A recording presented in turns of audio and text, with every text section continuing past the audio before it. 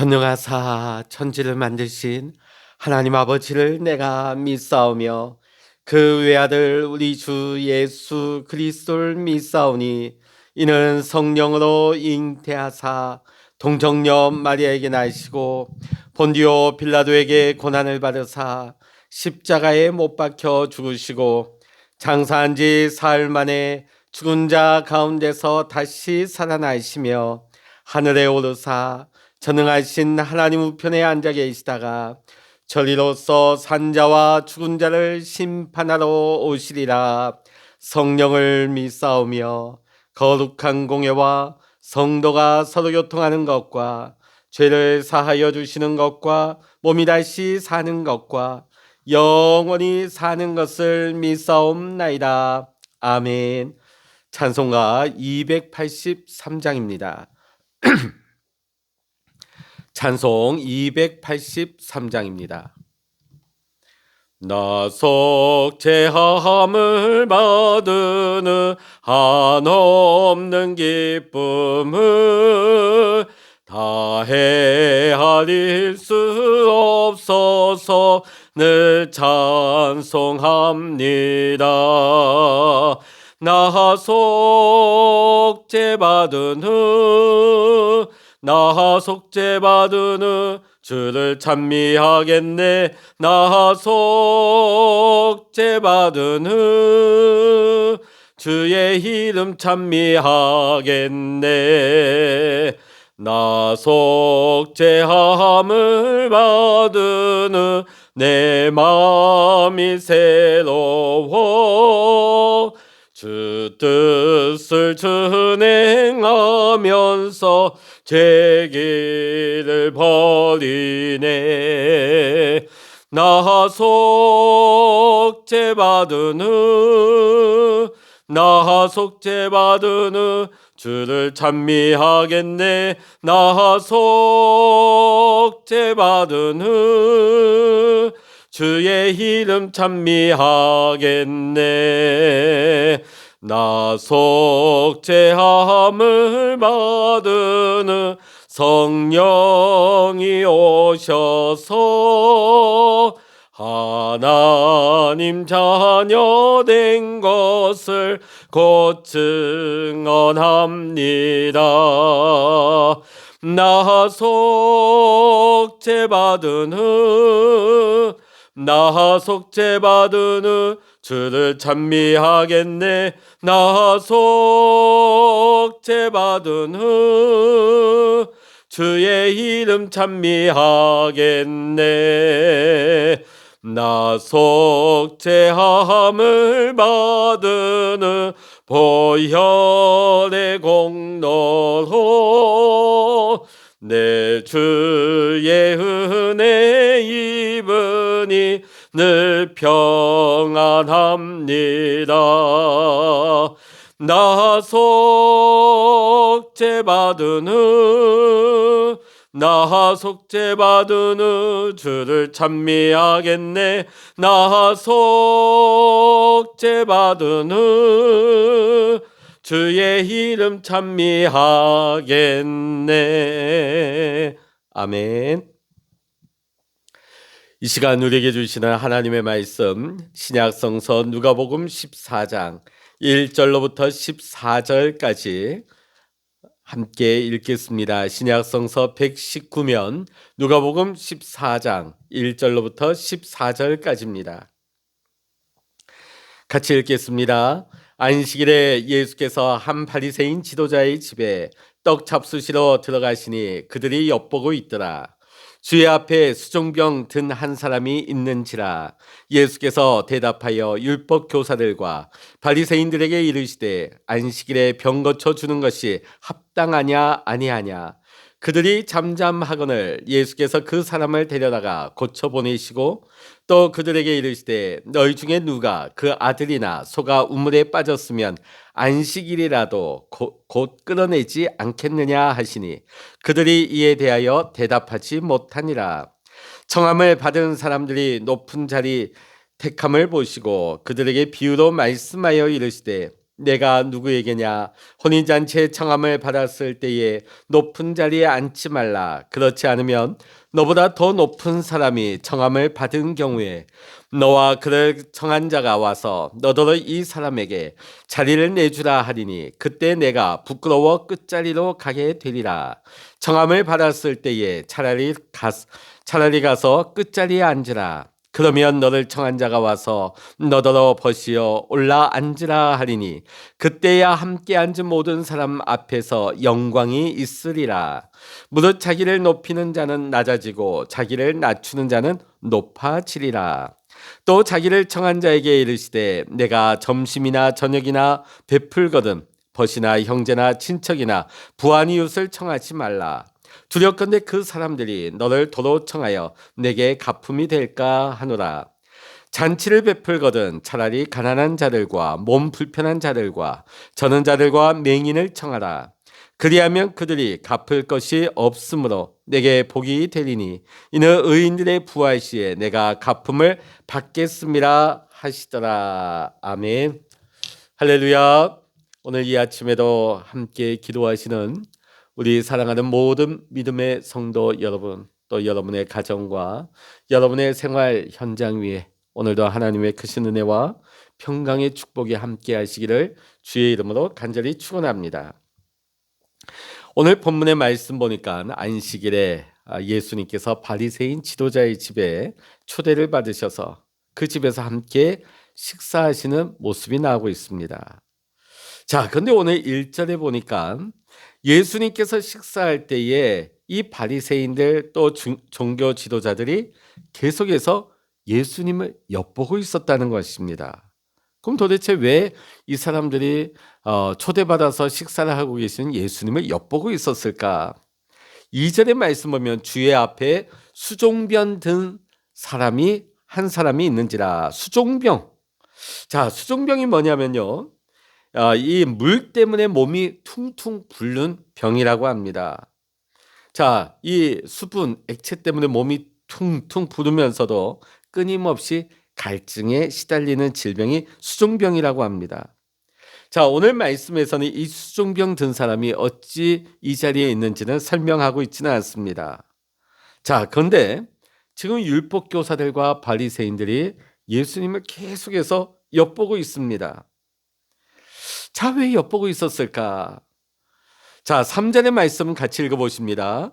예수께서 대답하여 율법교사들과 바리새인들에게 이르시되 안식일에 병 고쳐주는 것이 합당하냐 아니하냐. 우리가 앞서 본 6장에 보면 예수님께서 안식일에 손 마른 사람을 고쳐주셨고 13장에서는 꼬부라진 여자를 고쳐주셨습니다.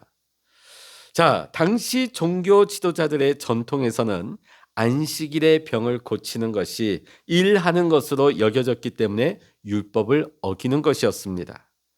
자, 그 당시에도 이 종교 지도자들은 예수님의 이 치유의 현장에서 분을 내었습니다. 자, 오늘 안식일 날 때마침 예수님 앞에 병든 사람이 있습니다. 또 고치시려나? 자, 그러면 그들은 예수님이 치유하시는 것을 또 꼬투리 잡고 문제 삼을 준비를 하고 있는 것입니다.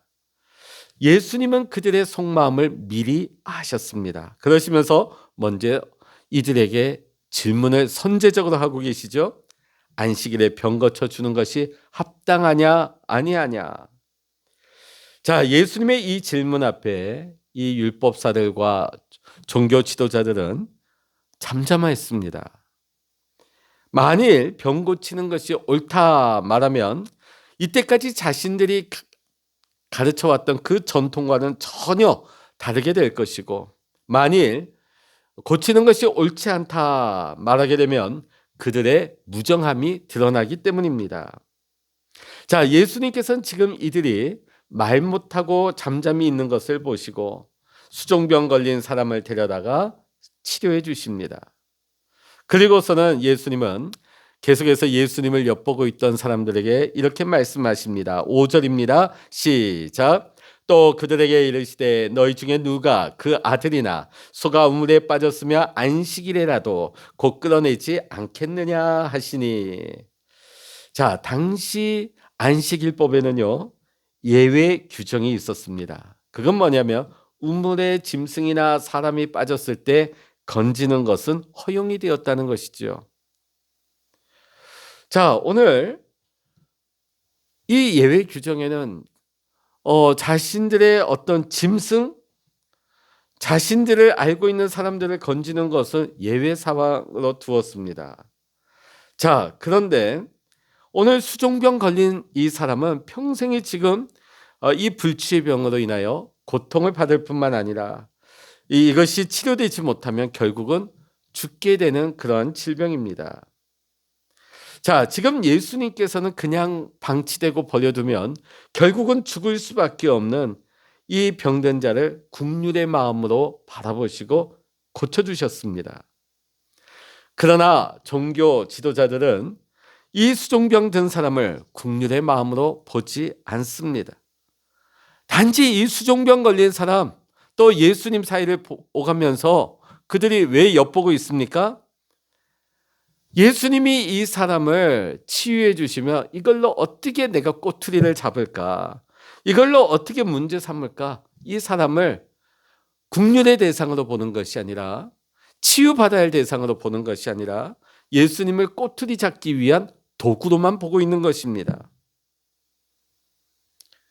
자, 이제 예수님께서는 7절부터 11절에서 시선을 돌려서 그 식사 자리에 청함을 받은 사람들을 비유로 말씀을 하고 계십니다. 자, 7절부터 9절에 그 말씀의 내용을 보면 당시 예수님과 함께 식사에 참여한 사람들은 높은 자리를 택하여서 앉아있는 사람들입니다. 자, 지금 예수님께서 이들의 이러한 모습을 보시고 혼인잔치의 비유를 말씀하십니다. 그러면서 너희가 청함을 받을 때에 높은 자리에 앉지 말라고 말씀하십니다. 왜 그러셨을까? 너희가 무턱대고 높은 자리, 좋은 자리 찾다가 너희보다 더 높은 사람이 왔을 때 너희가 그 자리를 비켜줄 때 얼마나 민망하고 부끄럽겠느냐. 그러면 너희가 초대받았을 때 너희가 처음에 어느 자리에 앉아야 되겠느냐. 10절의 말씀 읽어보십니다. 청함을 받았을 때 차라리 가서 끝자리에 앉으라. 그러면 너를 청한 자가 와서 너더러 벗이어 올라 앉으라 하리니 그때야 함께 앉은 모든 사람 앞에서 영광이 있으리라. 지금 예수님의 말씀은 너희가 청함을 받았을 때 차라리 끝에 앉아라. 가장 낮은 자리에 앉아라. 그러면 너를 초청한 사람이 너에게 와서 올라 앉으라고 너를 모든 사람들 앞에서 너를 올리게 될 것이다. 오히려 그게 너에게 영광이 될 것이다. 이런 말씀이죠. 사람들은요, 좀 더 좋은 자리, 좀 더 높은 자리에 앉기를 좋아합니다. 왜냐하면 그 앉은 자리에, 그 자리에 앉음으로 인해서 사람들의 인정, 사람들로부터 힘을 받는다고 생각했기 때문이죠. 그러니까 사람들은 더 높은 자리, 더 좋은 자리를 앉기 위해 노력하는 것입니다.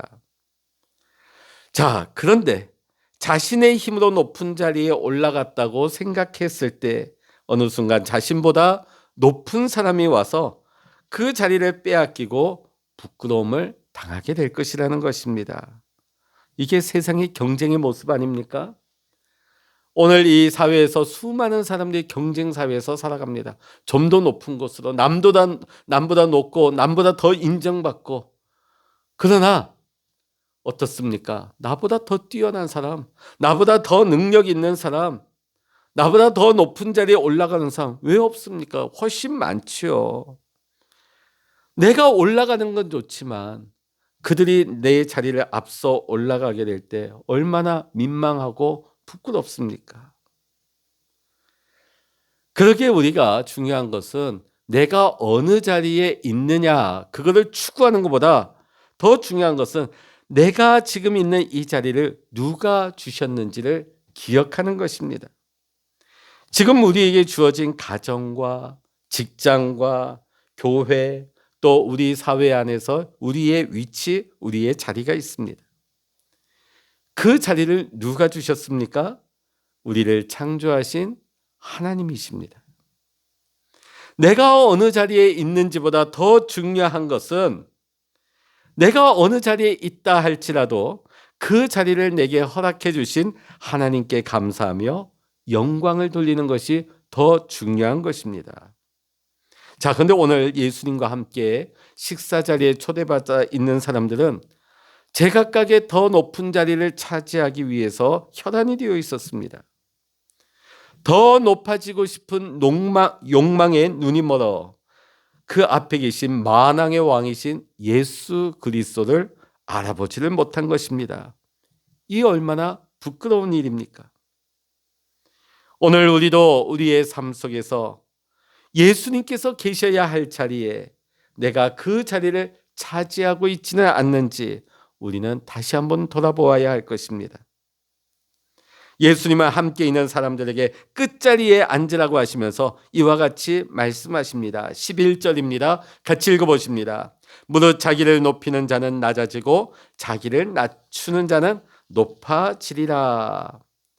자기를 높이는 자는 낮아지고 자기를 낮추는 자는 높아진다는 말씀이죠. 이 말씀대로 사신 분이 바로 예수님이십니다.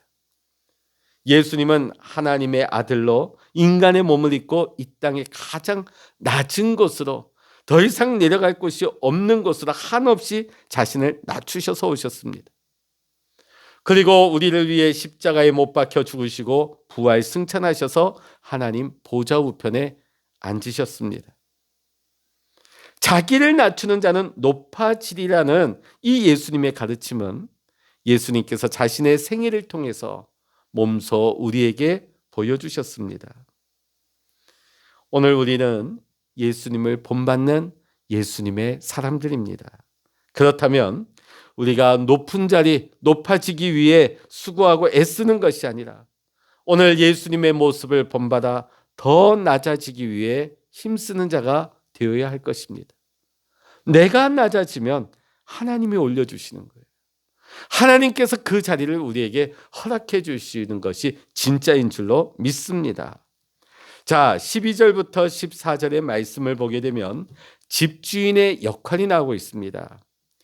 집주인의 역할이 무엇입니까? 자신이 초대한 사람들의 자리를 정해주는 것이지요. 자, 그런데 오늘 말씀을 보니까 이 집주인이 자신과 수준이 비슷한 사람들을 초대합니다. 보통 그렇게 되죠. 나와 비슷한 부류들, 나와 뭔가 수준이 비슷한 사람들, 보통 사람들은 어울리게 되고 초청하는 경우가 대부분입니다.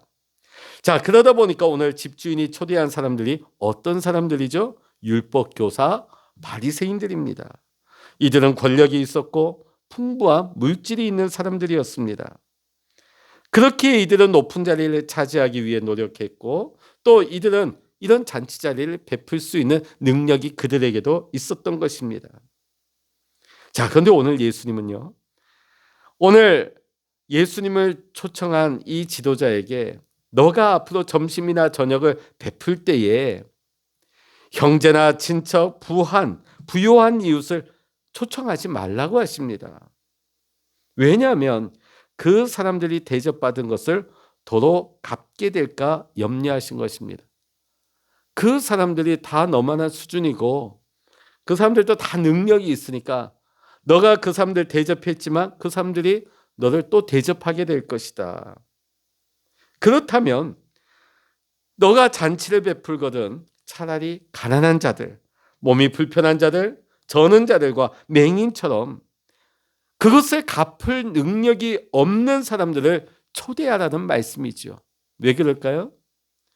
내가 베푼 것을 그들이 도로 베풀게 되면 그건 뭐 다 쌤쌤이 아닙니까? 자, 근데 내가 베풀었어요. 자, 근데 그들이 내게 베풀어 줄 능력이 되지 않습니다. 그러면 어떻게 될까요? 그 복이 누구에게 가겠습니까? 베푼 자에게 돌아가는 것이죠. 자, 오늘 예수님의 비유의 말씀은 우리가 하나님 나라의 관점에서 이해할 필요가 있습니다. 자칫 오해할 필요가 있어요. 오해할 수 있습니다. 아, 예수님은 친구나 친지나 형제는 초청하지 말라는 말인가? 그게 아니죠. 자, 오늘 이 말씀의 의미가 무엇입니까? 우리는 모두 다 예수님으로 인하여 우리는 구원을 받았습니다. 우리의 이 세상의 삶이 끝나고 하나님 나라로 가게 되면 하나님이 베푸신 우리에게 베풀어 주신 그 은혜와 사랑을 하나님 앞에 갚을 수 있는 사람 이 세상에 단 한 사람도 없습니다. 갚을 것이 없지만은 우리는 하나님 나라에 초대받은 사람입니다. 그 존재가 바로 나입니다. 갚을 길이 없지만 하나님께서는 우리를 초청해 주셨습니다. 그 사랑을 받은 자가 우리 하나님의 자녀, 우리 믿음의 성도님들입니다. 그러기에 오늘 우리가 다른 사람들을 초대하고 다른 사람들을 섬긴다면 우리가 받을 것을 바라면서 대가를 바라면서 섬기는 것이 아니라 오히려 갚을 능력이 없는 사람들에게 우리가 사랑과 기쁨으로 우리는 섬겨야 될 줄로 믿습니다. 오늘도 우리가 이 하루의 삶을 살아가게 될 때에 우리의 삶 속에서 하나님을 내 삶의 목적으로 삼고 우리의 일터와 우리의 삶의 자리에서 내게 갚을 것이 능력이 안 되는 사람들을 오히려 섬기며 우리의 삶의 자리가 하나님의 나라가 이루어질 수 있도록 그렇게 우리의 삶을 가꾸어 나갈 수 있는 우리 믿음의 성도님들 다 되실 수 있기를 이 시간 주의 이름으로 간절히 축원합니다. 기도하시겠습니다. 할렐루야. 하나님 아버지, 오늘 우리에게 예수님의 마음을 부어 주시옵소서. 남의 티를, 남의 흠결을 잡아내기 위해서 그를 주목하는 것이 아니라 오늘 예수님께서 수종병 든 그 사람을 불쌍히 여기고 긍휼히 여김으로 그 사람을 바라보셨던 그 긍휼의 마음을 오늘 우리에게도 부어 주시옵소서. 또한 우리가 늘 낮은 자리에 들어가기를 힘쓰는 자가 되게 하여 주시옵소서. 우리가 낮아질 때에 하나님께서 높여주시고 오늘 우리에게 갚을 능력이 없는 사람들에게 사랑하고 베풀고 섬길 때에 하나님께서 그 복을 우리에게 더하여 주실 줄로 믿습니다. 하나님, 오늘도 우리의 삶의 모든 자리마다 하나님의 뜻이 이루어지게 하시고 하나님의 나라가 우리 가운데 세워지게 하여 주시옵소서. 모든 감사와 영광을 우리 주님께 올려드리며 우리 주 예수 그리스도의 이름으로 간절히 기도하옵나이다. 아멘. 찬양하라 내 영혼아, 찬양하라 내 영혼아, 내 속에 있는 것들아 다 찬양하라.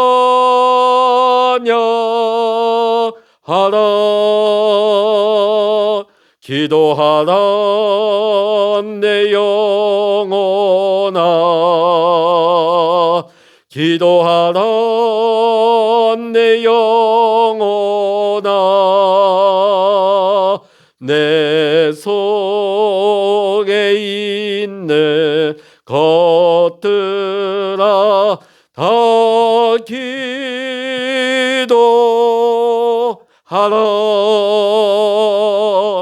주여 일창으로 합심하여 기도하십니다. 주여